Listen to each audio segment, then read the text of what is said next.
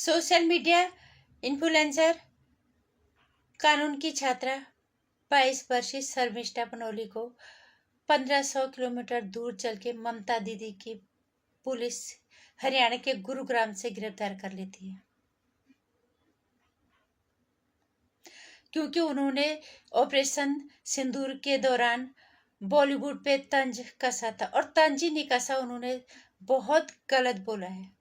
मैं उनका समर्थन बिल्कुल नहीं करती, हालांकि मैंने बहुत ज़्यादा उनकी पोस्ट नहीं देखी, लेकिन जितना सुनने में आ रहा है, जितना मैं पढ़ पाई, कि उन्होंने बहुत गलत तरीके से बात की, जिसकी वजह से उन्हें गिरफ्तार कर लिया गया। और उनकी ये गिरफ्तारी हुई है धारा 196(1)(a) विभिन्न समूहों के बीच दुश्मनी को बढ़ावा देना, धारा 299 धार्मिक भावनाओं को ठेस पहुंचाने के इरादे से किए गए दुर्भावनापूर्ण कार्य, धारा 352 शांति भंग करने के लिए जानबूझ के अपमान करना।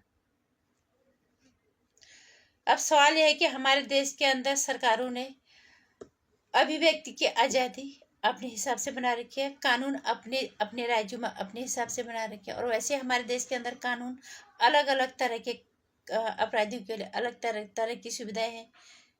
जितने तरह के अपराधी उतने तरह के छेद।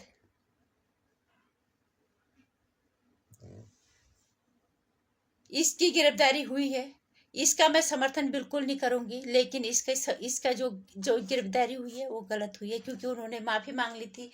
होगी उससे गलती, चलो माफ़ी मांग ली, उन्होंने वीडियो भी डिलीट कर दिया, लेकिन एक खास समूह को खुश रखने के लिए ममता दीदी ने इस बच्ची को गिरफ्तार कर लिया, जो कि बिल्कुल गलत है।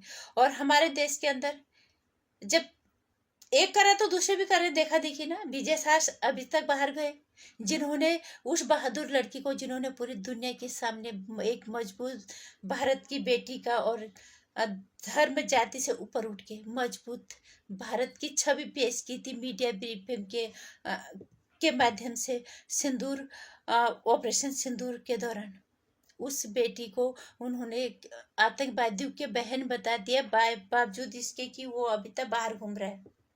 और अली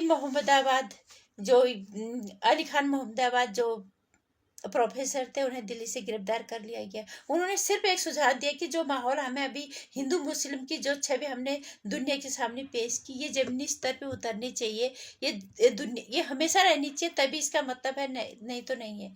बिल्कुल सही बात की, इसकी सार्थकता तभी है। उसके बावजूद भी उनकी गिरफ्तारी हो गई। ये है हमारे देश की सरकारों के हालात।